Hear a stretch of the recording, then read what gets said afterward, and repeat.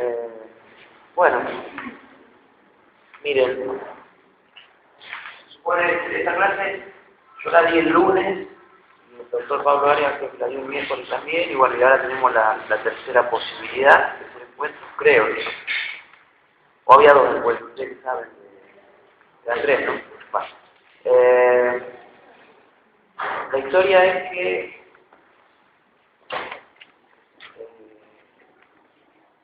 vamos a hacerla compacta y reducida a 1 hora, porque yo tengo que irme antes, supuestamente teníamos más tiempo, no sé qué límite de tiempo había, pero hasta las 10, pero bueno, lo vamos a dar hasta las 9, yo voy a dar igual todo, no se preocupen, pero por eso quiero arrancar ya, son las 8 en punto.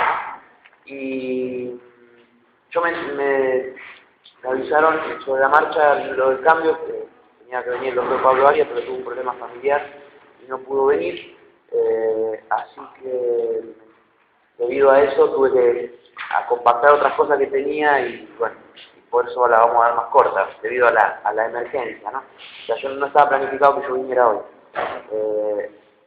Me presento por las dudas para quienes no me conocen, soy Jorge Molina.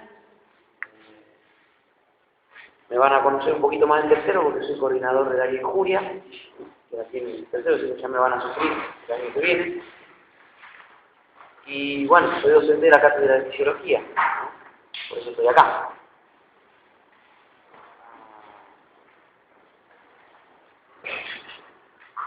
Tendríamos que hablar hoy de cómo trabaja el pulmón como una bomba de baja presión, generando lo que nosotros llamamos la mecánica pulmonar.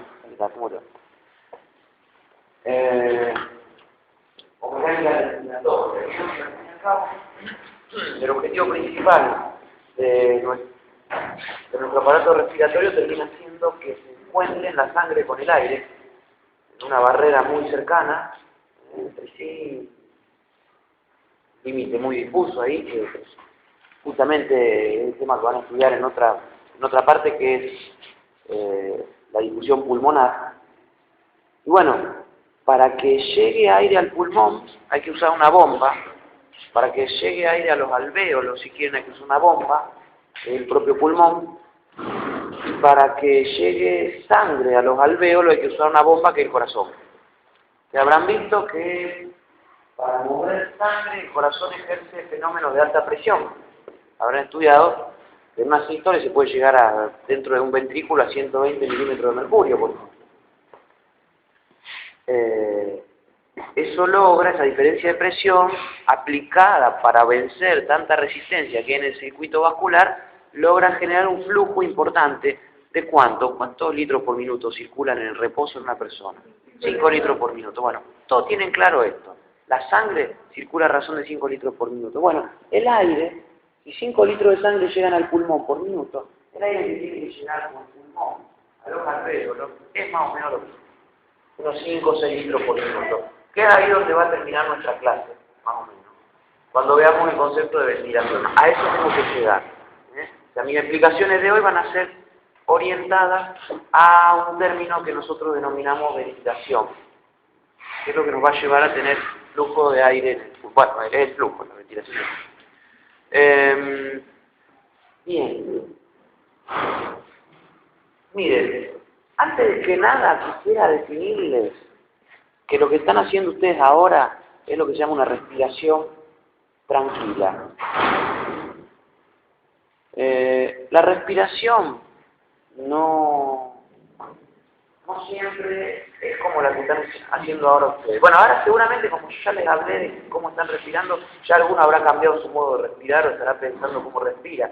Y si están pensando cómo respira, probablemente ya no estén respirando en forma tranquila. Pero las respiraciones involuntarias, controladas por el automatismo vulvar, esto lo van a ver en otra clase también, determinan una respiración muy simple, donde se inspira medio litro de aire y se expira otro tanto. Y después ya nosotros podemos hacer respiraciones que se llaman forzadas. Las respiraciones forzadas involucran mucho más movimiento de aire, y son, por ejemplo, las que yo estoy haciendo ahora para hablar. Estoy moviendo mucho volumen.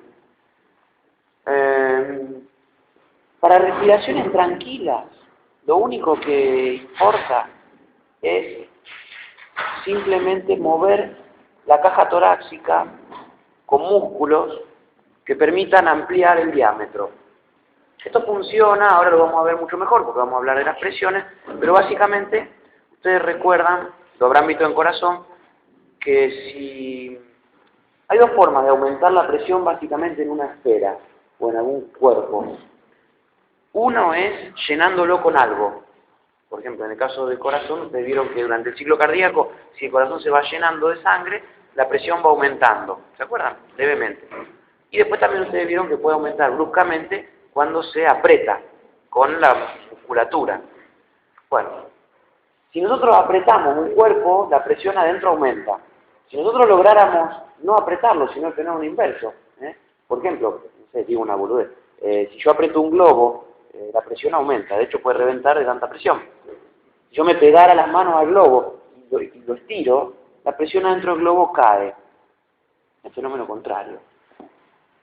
En el caso del tórax, como cavidad, si nosotros podemos ampliarla de alguna manera, la presión adentro de esa cavidad baja, que es una cosa que voy a necesitar, ahora van a ver, para poder producir ese movimiento inspiratorio del pulmón. La forma más sencilla de que esa cavidad aumente de tamaño es aumentar el diámetro vertical. El diámetro vertical va a aumentar el movimiento de contracción del diafragma. Ahora van a ver cómo estamos controlados de esto de forma nerviosa, la clase de control respiratorio.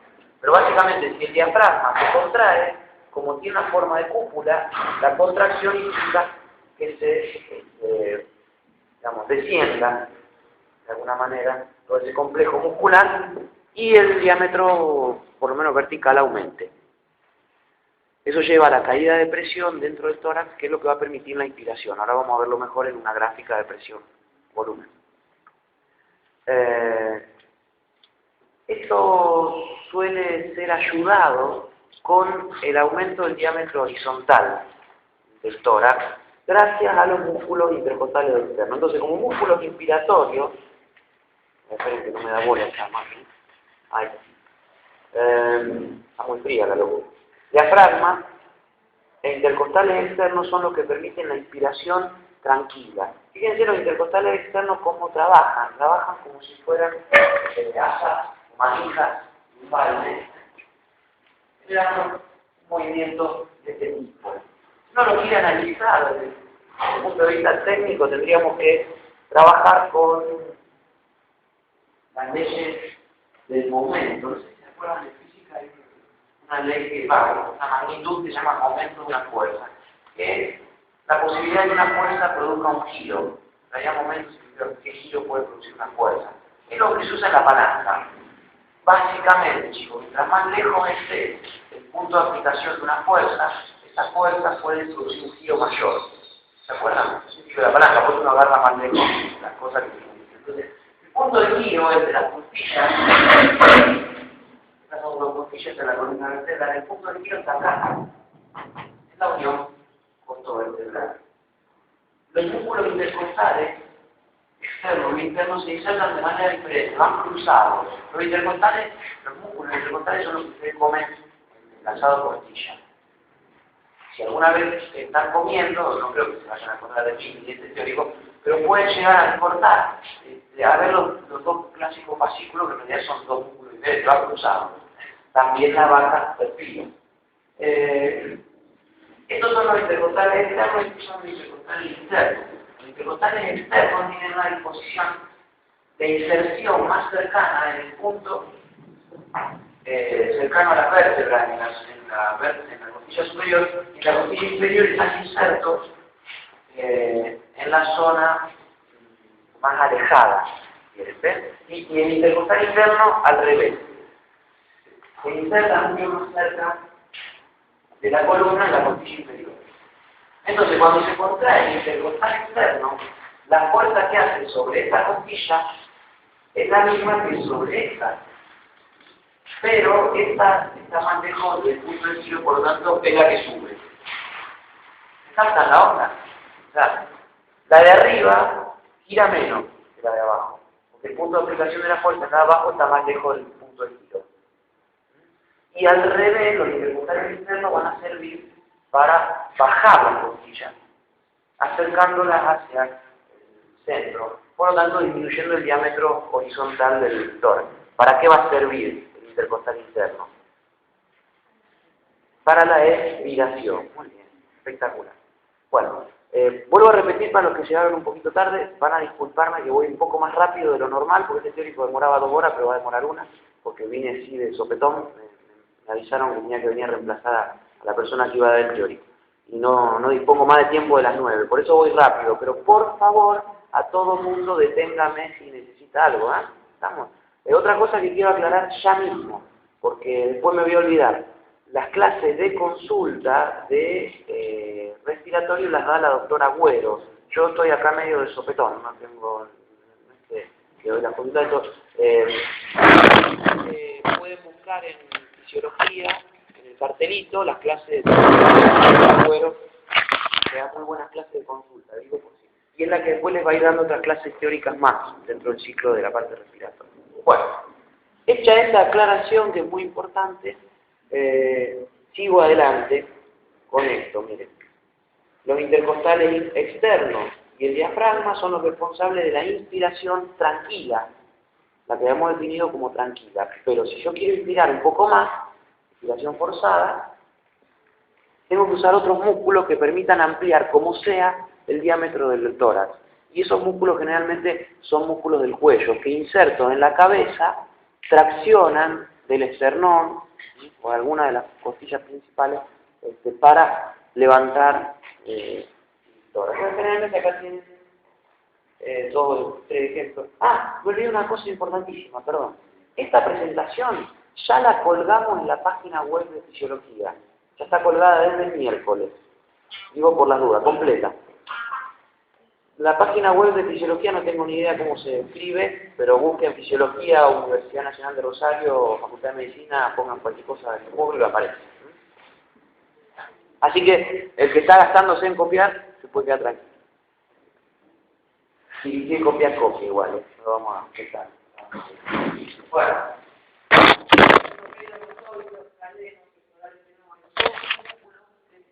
Usando como punto de apoyo la cabeza, tira del tórax hacia arriba, permitiendo una mayor inspiración. Esto, meter más volumen acá adentro.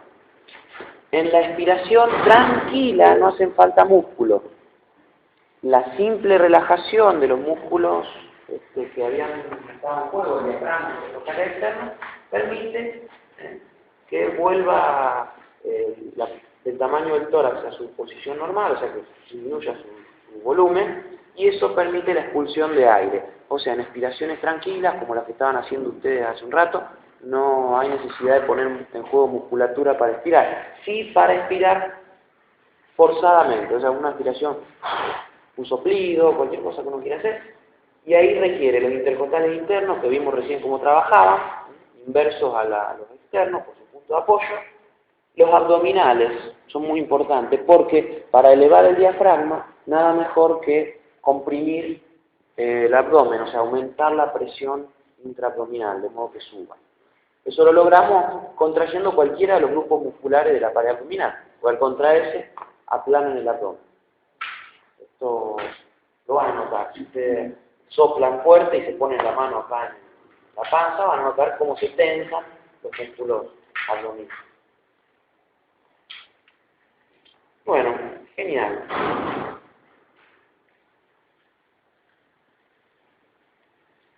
Miren, ahora lo que vamos a hacer, la clase de hoy de la mecánica respiratoria, digamos, se basa en estas 3 presiones. Así como ustedes usan presión intraventricular, presión auricular, etc., ciclo cardíaco, acá uno usa estas presiones. Presión pleural, presión alveolar y presión ventricular. No sé que la presión cae en la boca, sí, alrededor de la boca, alrededor de nuestro cuerpo, 760 milímetros de mercurio, ¿se acuerdan? La ley de alto, la presión del margen atmosférico, esa es nuestra presión hoy acá, por un poquito más. Cuando hay Digamos, ¿qué significa presión pleural? Bueno, la presión que hay dentro de la pleural es una cavidad virtual, ustedes la conocen de la parte anatómica, haberlo visto. No es nunca como yo la dibujé ahí, evidentemente, o sea, está colapsada permanentemente, no hay un hueco. Pero bueno, ahí adentro de ese espacio hay una presión que es un poco menor que la presión atmosférica, un cachito menor, 4 milímetros de mercurio. Quiero aclarar que cuando uno trabaja en pulmón, como yo ya les expliqué al principio de la clase, las presiones son tan bajas, a diferencia de las presiones que uno usa en el corazón para entender, que usa el corazón, que realmente trabajar en milímetros de mercurio nos deja números muy chiquititos. Ustedes saben que la unidad de milímetros de mercurio se utiliza justamente para medir presión en números más reducidos.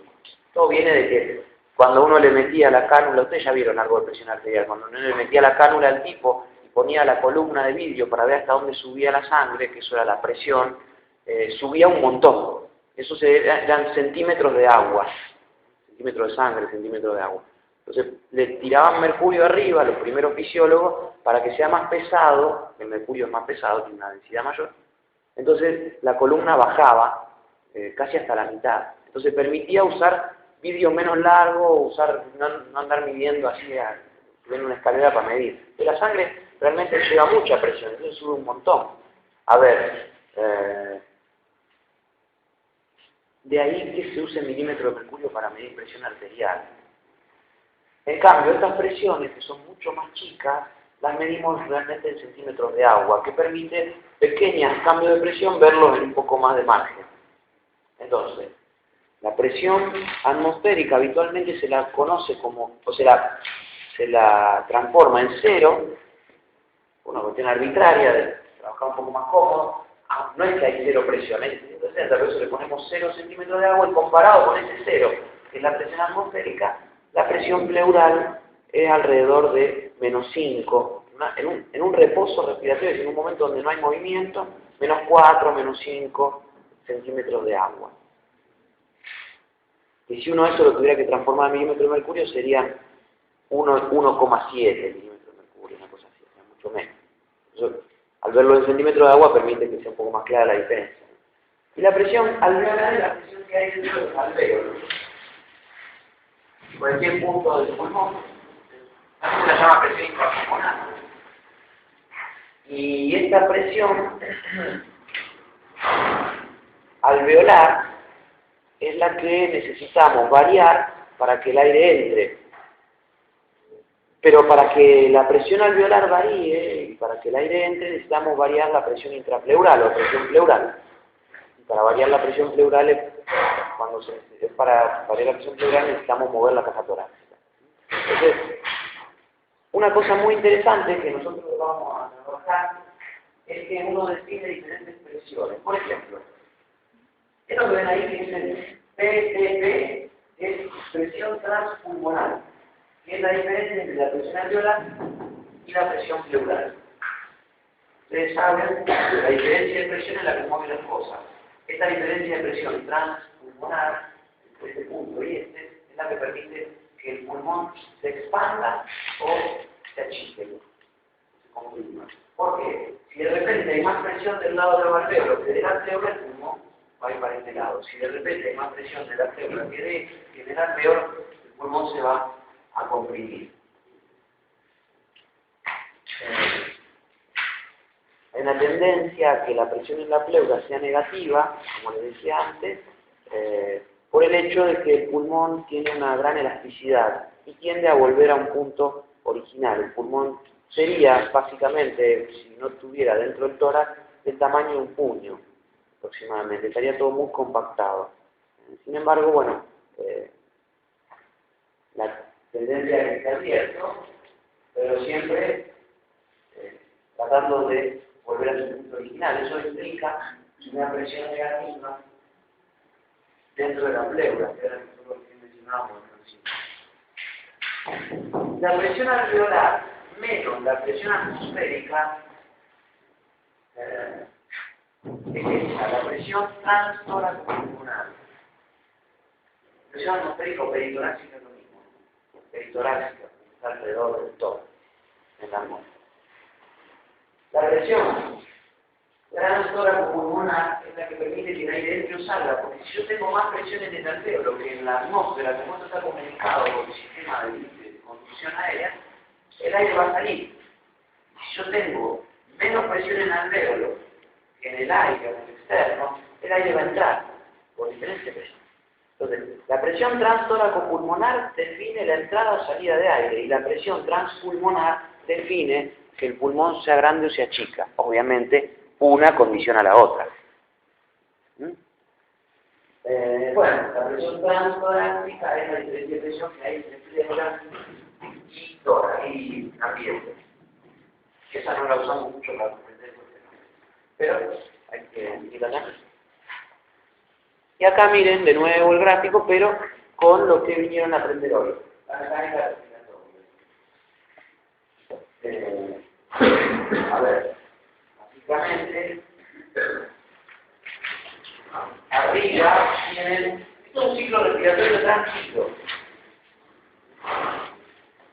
Este es un ciclo respiratorio tranquilo. Respiración que venían haciendo ustedes hoy cuando llegaron. ¿De acuerdo? Entonces, miren, allá arriba tienen, a ver si me pongo por acá, miren, fíjense, inspiración, expiración, volumen de 0 a 0,4 litros, o sea, medio litro, 0,5, 0,4. Me acordé de otra cosa más, vieron que hace un rato les dije quién da las consultas, todas las justificaciones por estamos terminando, bueno, ahora me acuerdo del tema libro. Este es el primer que ustedes tienen de respiratorio, ¿no? La cátedra, después si no lo consultan con Ruth, la consultan, ¿no? Pero la cátedra usa mucho Pusey para respiratorio. Y si a mí me preguntan ustedes de dónde leería yo, a mí me gusta mucho West, que West es un librito de fisiología respiratoria muy chiquito que está en todos lados. West, fisiología respiratoria, John West. Que casualmente es el que escribe el capítulo de fisiología respiratoria del Bailey Taylor, pero viejo, de una edición de Bailey Taylor del año de ñaupa, de 1987, creo que. Bueno, a ver, cualquier edición que no sea la nueva de Bailey Taylor está escrita en la parte de pulmón por West. Y ese capítulo de West es el mismo que también sale suelto en un fascículo que lo pueden comprar. Está en todos lados. Cualquier biblioteca que busquen, el West de fisiología respiratoria, para mí es el más claro, un cuento. Muy fácil, muy fácil. Son capítulos cortos, lindos. Bueno, ya saben. El libro es el mejor aliado del estudiante. Bueno, sigamos. Miren. 0 litros. Llegamos a cargar ciertos litros. ¿Cómo medimos esto? Realmente es un aparato conectado a la boca del equipo que se llama espirómetro. Aguarden un cachito que ya vamos a tener los espirómetros. Pero básicamente es un aparato que mide volumen. Exhalado o inhalado. Inspirado o expirado. Entonces, ¿cómo es que entró este volumen al pulmón? Bueno, acuérdense, se aplanó el diafragma, los intercostales internos se contrajeron de modo de levantar las costillas siempre que están más abajo, de las que están arriba, como si fueran asas de manica lumbar. Se amplió toda la cavidad torácica y como la cavidad torácica se amplía, miren, lo pongo así, se amplía con un pulmón estático, la presión, o con un pulmón si quiere tendiendo a volver por su elasticidad, la presión en la pleura cae. Entonces, de menos 5, que era lo normal, cae a menos 8. Esa caída de menos 5 a menos 8 lleva, evidentemente, a que el pulmón tienda a acompañar el movimiento, se siente atraído. ¿Por qué? Porque tenemos una presión acá que sigue siendo la misma y tenemos menos de este lado. Y ustedes se acuerdan, esa presión diferencial, por diferencia de presión se llama presión transpulmonar. y es la que determina que el pulmón se mueva. Entonces, si yo tengo más presión en los alvéolos que en la pleura, el pulmón va a tender a agrandar, o sea, la fuerza va a ser hacia este lado, no de la pleura hacia el pulmón. ¿Me entienden? Porque tengo menos presión dentro de la pleura, o sea, si quieren, más presión negativa, menos presión. Entonces, ese hecho de que la presión pleural disminuya su número, magnitud, lleva a que el pulmón se expanda. Cuando el pulmón se expande, estamos haciendo lo que yo les decía antes. En vez de apretar, estoy expandiendo, la presión acá adentro cae. Bien. Miren lo que cae. Una pedorrada. De 0 a -1, -2. Estos gráficos son muy ejemplificadores, pero son truchos, no siempre cae lo mismo. Pero -1, -2 centímetros de agua. La mayoría de los libros acá ponen -2. -1, -2. Cae la presión alveolar de 0 a -1, -2. Y como la presión atmosférica sigue siendo 0, ¿qué va a pasar ahí? El aire va a entrar desde un lugar donde hay 0 a donde hay -1, -2. Siempre donde hay más presión ambiental. Esto es lo que vemos acá arriba como conocido fenómeno de combinación. Fíjense qué interesante, la presión cae a -1, el aire va entrando, ¿lo ven? ¿Por qué vuelve a 0? Vuelve a 0 porque el movimiento termina ahí, o sea, terminó la inspiración, y el aire que entró genera presión. Entonces, yo tenía menos presión, pero como meto aire, tengo más presión. Y vuelve todo el conjunto a 0. Es lo mismo que pasa, vuelvo a repetir, el ciclo cardíaco. Hoy mencionábamos al principio de la clase el ciclo cardíaco, ¿se acuerdan? O sea, hay dos formas de meter presión, o aprieto o lleno, básicamente. Entonces, claro, vuelve a 0. Y es lógico, como yo termino de inspirar, así. Y estoy en 0 en los dos puntos. Si no, habría movimiento de aire, no lo hay. Y si estoy en 0 en los dos puntos. En alvéolo estoy en 0, y afuera estoy en 0. Pero ¿qué pasa? Ahora el diafragma se relaja, los intercostales se relajan, y todo vuelve a la normalidad. ¿Qué implica volver a la normalidad? El tórax vuelve a su punto. Comprimir el tórax implica aumentar la presión dentro de la célula, volviéndola de -1 a -5. Claro, ahora si aumento la presión acá, esto me va a comprimir el pulmón, y la presión dentro del alveolo va a aumentar a 4, más 1, más 2, muy poquito, pero muy suficiente para que el aire salga. Porque si sigo teniendo 0 en el ambiente, tengo más 1 acá, vamos a ver a 0 lo que pasa. Me va a matar. Entonces, de hoy.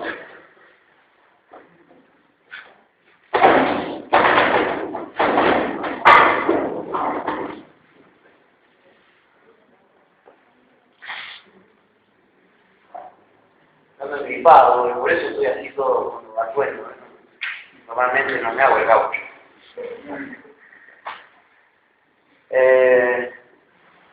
Bueno, esto del flujo, creo que es entendible, ¿no? O sea, evidentemente hay un flujo inverso, un flujo negativo cuando entra, positivo cuando sale. Fíjense, la presión alveolar se va a más 1 y el aire la empieza a salir. ¿Y por qué baja a 0? Porque sale el aire, que también produce presión. O sea, el aire sale gracias al aumento de presión que hay, pero también al sacar aire estoy sacando presión. Siempre hay una historia. La termodinámica relaciona el volumen y la presión y es como el huevo y la gallina. Es una cosa así. Volumen, presión, presión, volumen. Y bueno, obviamente quedamos en 0 cuando terminamos la inspiración. Ahora estos valores cambian totalmente si llevamos una inspiración forzada o una inspiración forzada. Obviamente lo que van a ver acá no es menos 1, más 1. Puede irse yo acá, más 8, más 10, dependiendo de cuán fuerte haga la inspiración-expiración. Si yo inspiro un montón, entonces sería a -7, -8, dependiendo un poco de los volúmenes que mueva. Vamos a ver eso, los volúmenes que movemos. El volumen que yo le estaba mencionando recién de las iluminaciones tranquilas, el reposo es 0,5. Esto, ¿saben qué es esto? Es una gráfica de un viejo aparato que se llama espirómetro de campana. Se lo voy a mostrar, me dieron ganas de mostrárselo. Esto, miren. Conectan la boca del tipo acá, miren. Ahí, y miren, no tenemos el pirómetro para mostrarles, tenemos que hacer toda la monería para que ahí conecto la boca del tipo y el aire entra dentro de esa campana. Como está dentro de agua, hay una campana dentro de un balde de agua. Entonces, ¿qué pasa? Cuando entra el aire, la campana sube. Y tiene conectado una visita que marca en un papel el movimiento. Generalmente se usa un papel giratorio. Mientras el tipo va haciendo las respiraciones, el papel va girando y se va inscribiendo los ciclos respiratorios. Obviamente conocer la espirometría es parte de la vida fisiológica, como también van a tener que conocer el electrocardiógrafo, ¿no? El electrocardiograma. O sea, lamentablemente, las variables fisiológicas hay que entenderlas. Para entender una variable fisiológica hay que entender cómo se mide. Bueno, el volumen corriente se mide así en un espirómetro de esos de campana.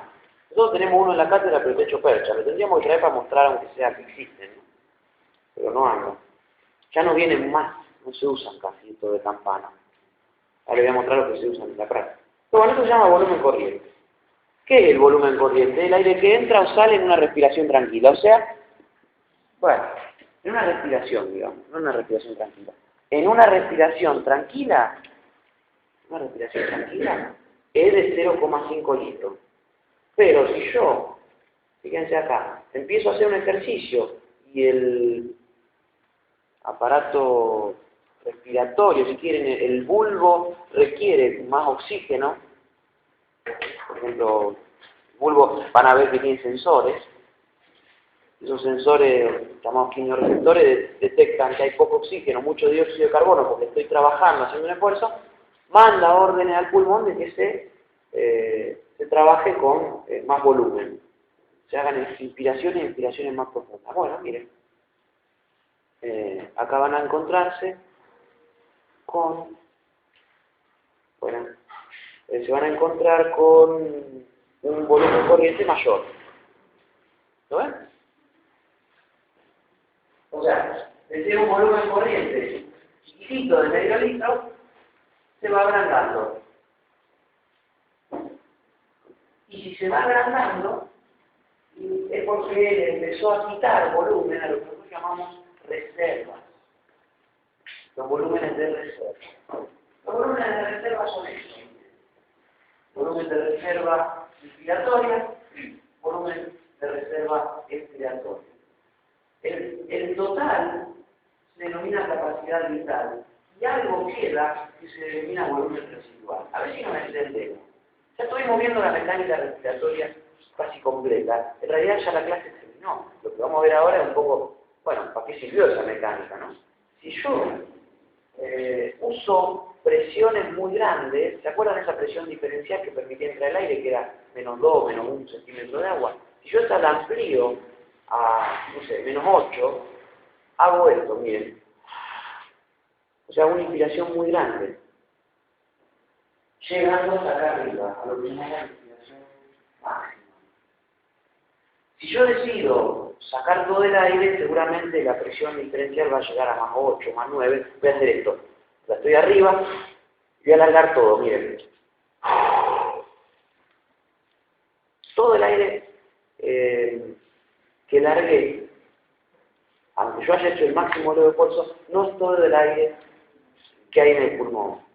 En el pulmón queda igual, por más que yo haya hecho mucha fuerza, un pequeño volumen que se llama volumen residual. Este volumen residual surge de un concepto muy interesante que es la ley de cierre. Nosotros ahora en este teórico no nos compete la ley de cierre, la van a ver después con Russell, pero básicamente, para que me entiendan, si yo aumento mucho la presión para sacar aire, para que los alvéolos se compriman y el aire salga, esa presión me puede llegar a cerrar bronquios que no tienen la suficiente cantidad de cartílago. O sea, obviamente ustedes saben que los bronquios van dividiéndose y en algún momento van perdiendo cartílago, porque son bronquios más chiquitos que prácticamente en teoría no lo necesitan al cartílago por el tamaño diminuto que tienen. Pero si yo le meto mucha presión para tratar de sacar el aire, también cierro esas vías. Conclusión, el aire queda atrapado. De hecho, hay un punto donde se cierra que no depende del esfuerzo que yo haga, es igual se va a cerrar, y siempre se va a cerrar de la misma manera quedando atrapado aire en la misma cantidad. Ese aire no es un aire podrido, porque saben que a veces uno dice residuo, parece como si fuera basura. Entonces, no, hace como, no sé, 22 años que tengo 1 litro atrapado ahí en el estado de residuo desde que nací. No, el aire que se intercambia permanentemente, pero en una expiración forzada yo no lo puedo largar.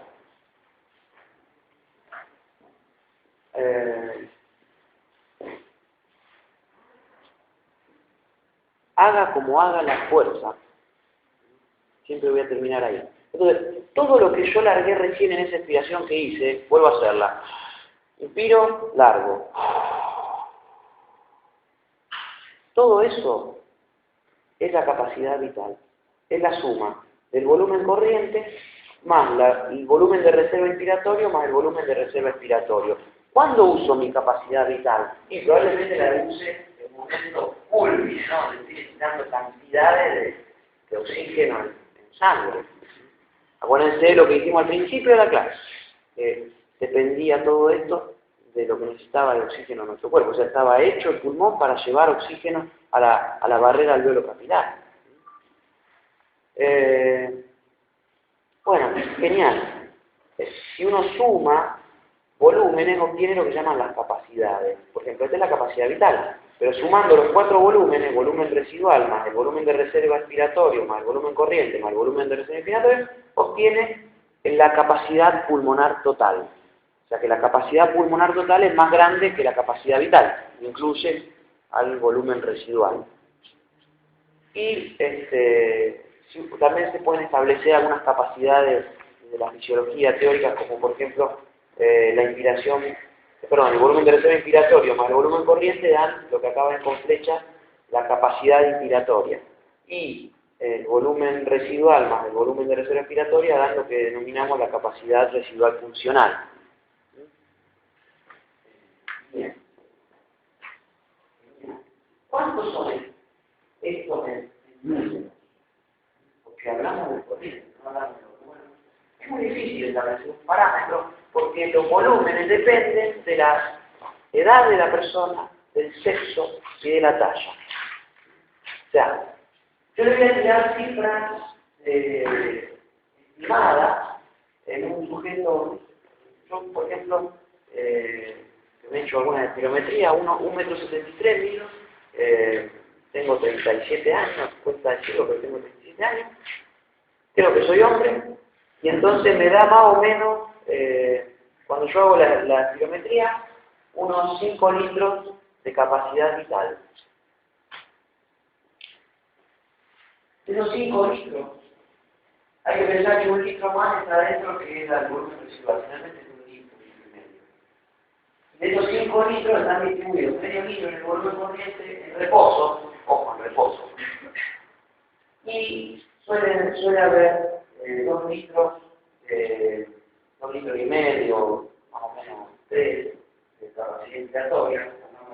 Esto es muy difícil de medir porque este ciclo que están viendo acá se mide con el kilómetro de campana. Yo recién les contaba cómo era. Ahora lo del kilómetro de campana no existe más en la cualquier final. Entonces, se usa el kilómetro que solo tiene la capacidad vital. Pero más o menos uno podría pensar por la teoría de texto que el volumen es 0,5 litros, a medio litro, este más o menos anda por 1,5 y este la capacidad inspiratoria unos 3 litros.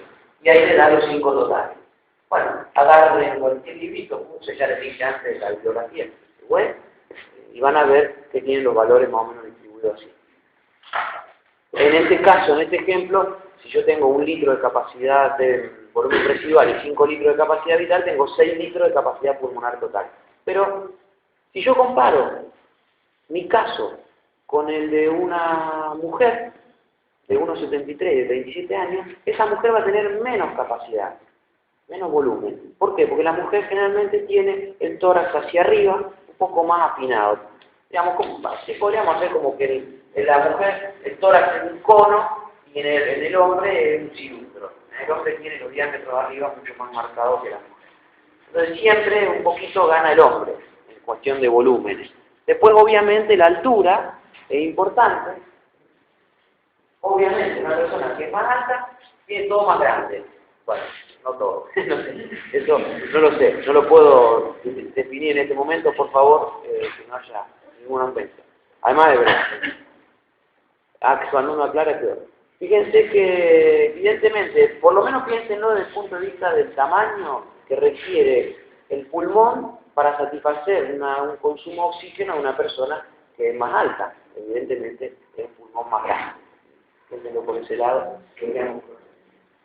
Si hablamos de edad, la edad influye mucho. Obviamente la edad influye en la altura. ¿Está claro eso? Evidentemente.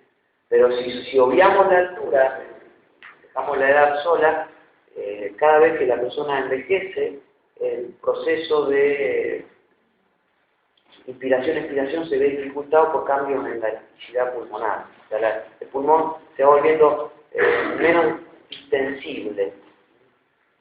No es lo mismo extensibilidad que elasticidad. Después lo último voy a hacer una breve reseña. Bueno, conclusión. La edad, sexo y talla de una persona condicionan los volúmenes que vamos a tener.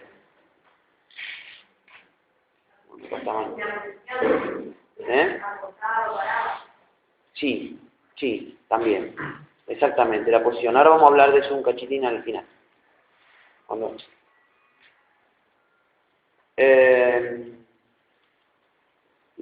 Hay cambios en la distensibilidad pulmonar que tienen que ver con esto de la posición, si el tipo está de pie o acostado.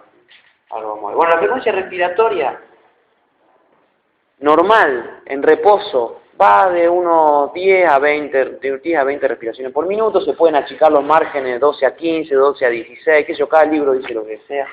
Y depende obviamente de la frecuencia. Y el volumen dependen de un control que es mixto, tanto, ustedes saben, voluntario como involuntario. ¿Por qué es voluntario? ¿Por qué es involuntario el control de la respiración? Pregunto. Porque si la reserva no hay que regularlo. Claro.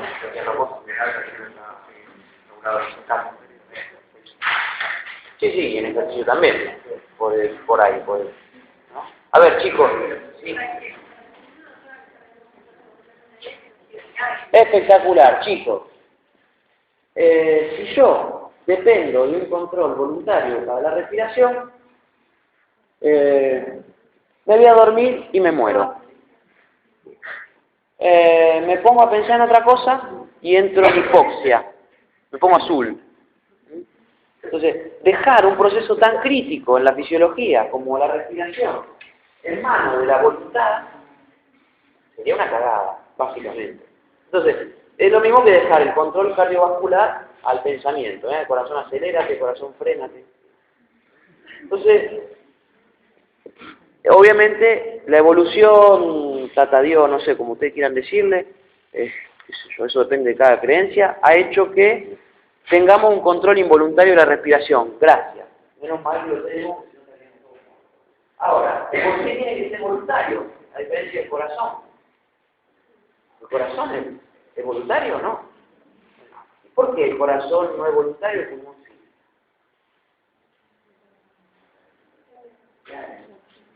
Situaciones especiales, por ejemplo.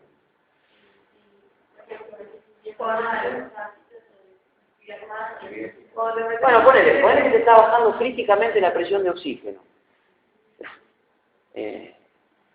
Vos no vas a detectar eso y vas a respirar más voluntariamente. En realidad eso lo hace todo el circuito involuntario. Así que... Bueno, por ahí uno podría decir, controlamos la respiración para momentos donde hay, qué sé yo, un peligro inminente al respirar, como puede ser meterse al agua, sentir un olor feo, tratar de no respirar, puede ser un punto, digamos, concreto, puede ser. De todas maneras, no es la ley de los mamíferos moverse en esos ambientes, de última podría ser más perjudicial para nosotros el agua si no lo tuviéramos, pero tampoco sería. Pero bueno, puede ser. Está muy bien. ¿Pero por qué? Además. Por ejemplo, para la organización hace falta controlar. Bien. Bueno, todavía. Totalmente. Chicos, lo que estoy haciendo yo desde que empezó esta charla, yo de las 8 de la mañana estoy hablando. ¿Y cómo hago eso? Lo hago voluntariamente moviendo el pulmón. O sea, no es para situaciones especiales. El control voluntario de la respiración es para el habla. Que en los otros animales será, bueno, todos los ruidos que hacen, pero todos los mamíferos emiten ruido gracias al pulmón. Y lo hacen voluntariamente. Bueno. ¿Cómo le puedo tomar entonces la frecuencia respiratoria a un tipo si el control es voluntario o involuntario? Claro, que no lo sepa. Pues yo le digo, a ver, te voy a controlar, te agarré de ejemplo, voy a controlar la frecuencia respiratoria, a ver, respira. Y vos empezaste cualquier cosa. A ver, bueno, voy a tratar de respirar tranquilo. ¿Y cómo es tranquilo? Entonces, ¿cómo hacen para que el tipo no se entere?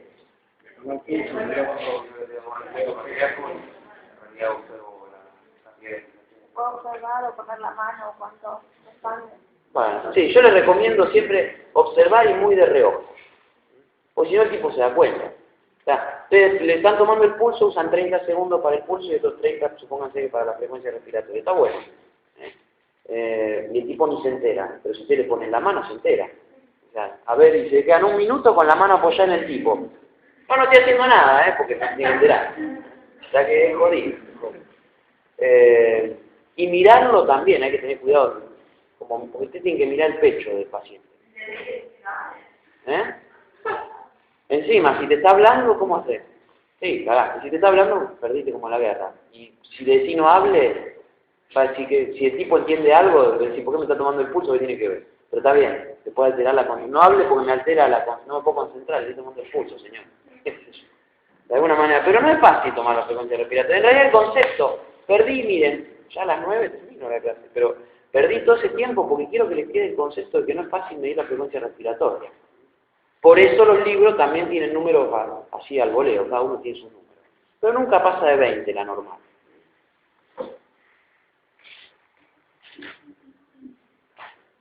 Bueno, sí, lo más... Un país justo en el medio sería... los 15 sería ahí. La posta, pero bueno. Bueno, miren.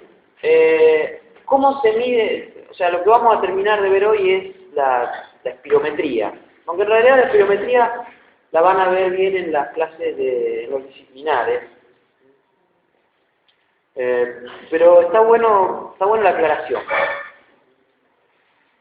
Así terminamos un poco con lo de mecánica. Bueno, lo de extensibilidad que yo iba a proponer hablar porque alguien preguntó, no lo vamos a poder hacer. Pero básicamente, para que me entiendan y no se queden con la duda, el pulmón es distensible y inelástico. Tiene estas dos particularidades. Ojo, porque una distensibilidad es la propiedad que tiene todo cuerpo de aumentar el volumen cuando se le mete presión. Es delta V sobre delta P, así se define, ¿no? Si yo gasto poca presión y aumento mucho volumen, es muy distensible. ¿Qué es más distensible, un globo o una pelota? Un globo, porque si yo le pongo la misma presión a los dos, el globo aumenta mucho más que la pelota. Eso no es lo mismo que elasticidad. Elasticidad es cuánto un cuerpo vuelve a su punto original. el pulmón tiene una determinada distensibilidad porque tiene mucho colágeno, pero también tiene una determinada distensibilidad porque tiene mucha elastina.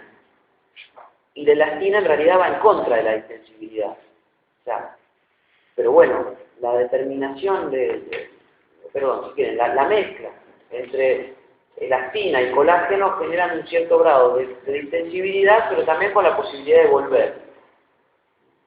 Y ojo que la distensibilidad no viene solo marcada por el colágeno y la elastina, que es lo que está en el parénquima, en el tejido intersticial, sino también por la tensión que ejerce un componente que hay en los alvéolos que se llama surfactante. El surfactante es como un elástico que tiende a volver a su posición y siempre hace presión para mantener a los alvéolos siempre bien en función de su presión. Esto yo no lo quiero ver ahora en la ley de Laplace porque lo van a ver en física. Van a entender un poco la ley de Laplace y van a entender por qué el surfactante se adapta, se amolda a los distintos tipos de alvéolos, permitiéndoles tener a todos la misma presión para que no colapsen los más chiquititos. Pero bueno, conclusión. El surfactante pulmonar más el tipo de tejido que tiene en el parénquima determinan que haya una determinada distensibilidad pulmonar. Y la distensibilidad pulmonar no es igual en el vértice que en la base. Ojo, todo esto que yo estoy diciendo ahora lo van a ver en el teórico de Ruth Agüero en la parte de relación ventilación-perfusión. Pero bueno, dependía de una cosa que ella dijo. Como el pulmón tiene un peso, se va para abajo, comprime a la pleura más abajo que arriba. Entonces abajo hay menos presión transpulmonar y los alvéolos, perdón, más presión transpulmonar y los alvéolos están más cerrados. Y arriba los alvéolos están más abiertos. Cuando un globo está más abierto, es más difícil abrirlo. La distensibilidad justamente se caracteriza... Todo esto que dije está todo en la presentación que ya está colgada en la página. Como les dije antes. A ver, cuando uno distiende el pulmón, cede. Pero cuando ya está distendido es cada vez más difícil distenderlo. Es lo mismo que pasa con cualquier cosa. El globo, al principio lo inflan fácil, después le cuesta más. Normalmente, por la diferencia de peso y porque el pulmón tiende a irse para abajo en un sujeto de pie, las bases tienen los alvéolos más comprimidos de entrada, más chiquitos que los alvéolos del vértice. Los alvéolos del vértice en un sujeto de pie siempre están más abiertos. Entonces, cuesta mucho más abrirlos. En reposo están más abiertos, cuando uno intenta abrirlo cuesta más. Entonces la ventilación arriba es menor que abajo. Bueno, pero escúchenme una cosa muy importante que tengo que decirle antes que me olvide.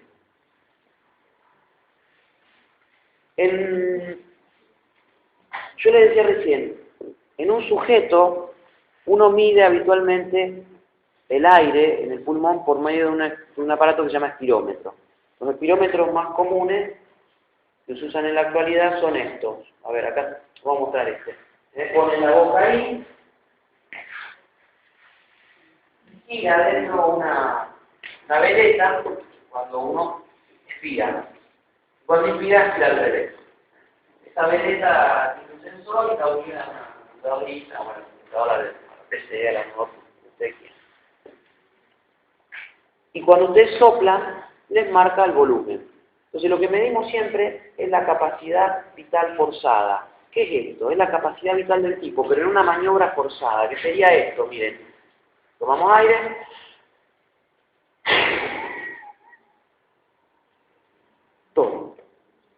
Todo lo que hay. Al tipo hay que decirle, dale, dale, dale, como si fuera un parto. ¿Por qué? Sí, porque en ese mismo momento en que mido la capacidad vital, mido otro valor que se llama volumen expiratorio forzado al primer segundo. Que es el que vamos a ver acá, a ver si ya lo vemos con un gráfico. Miren, en casi 6 segundos que dura una expiración forzada, el tipo larga una capacidad vital forzada, por ejemplo 3,7 litros. Esto es tiempo, abajo, y esto es volumen. Pero ¿cuánto salió al primer segundo? 2,9 litros. Eso se llama volumen expiratorio forzado al primer segundo. A ver, si yo quiero medir la capacidad vital forzada, da lo mismo hacerlo fuerte que hacerlo despacio. Por ejemplo, esto. Tomo aire.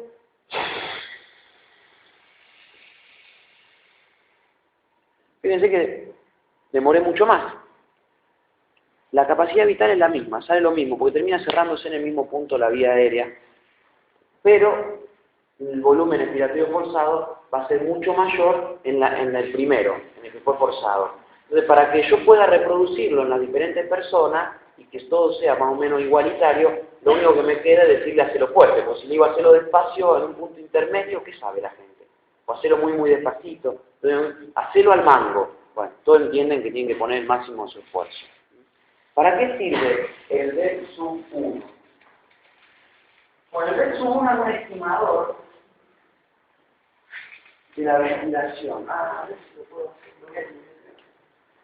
Pero la verdad que siempre dijo, y con eso era bien.